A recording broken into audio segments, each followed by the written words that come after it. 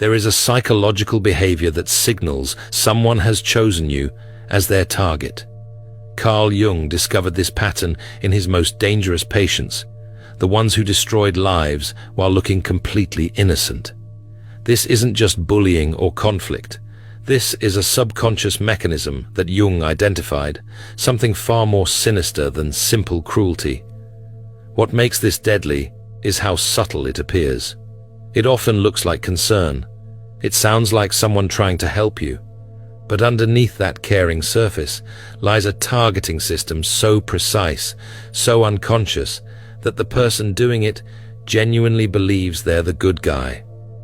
Today, I'm going to show you the exact sign to watch for, because once you see it, you'll understand why Jung said immediate withdrawal is your only protection. The specific behavior Jung identified is this: absolute conviction without evidence.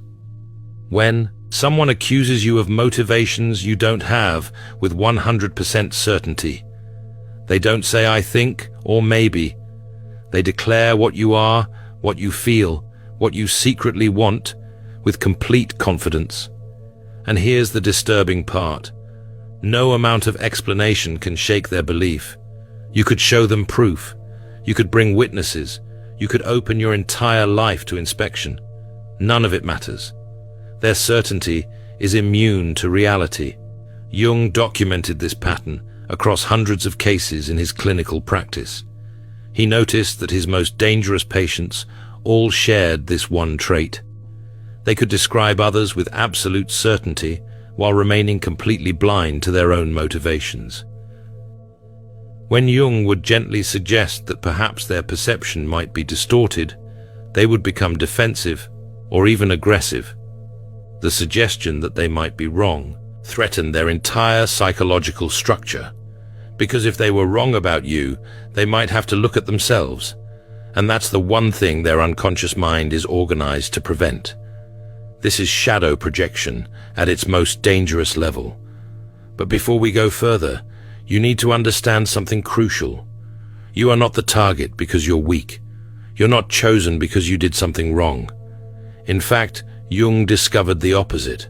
You become the target specifically because you are differentiated, because you are psychologically developed in ways that make you a mirror.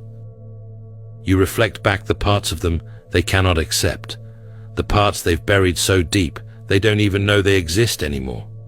Think about how a mirror works. It shows you exactly what's there.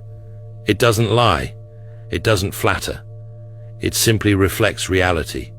Now, imagine someone who has spent their entire life constructing a false image of themselves.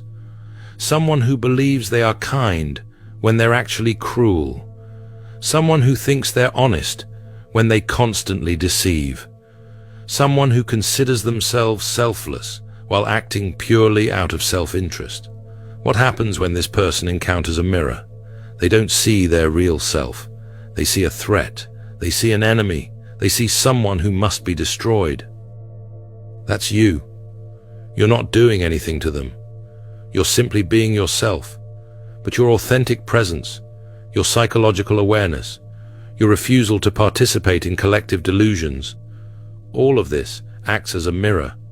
And people with large, unintegrated shadows cannot tolerate mirrors, so they attack, not consciously, because that would require self-awareness they don't possess, but unconsciously, with absolute conviction that they're right and you're wrong. Jung called this the shadow. Every human being has one.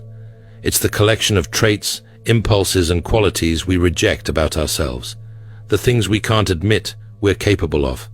For most people, the shadow stays hidden. But when someone with a large, unintegrated shadow meets someone like you, someone who unconsciously reminds them of what they've denied, something dangerous happens.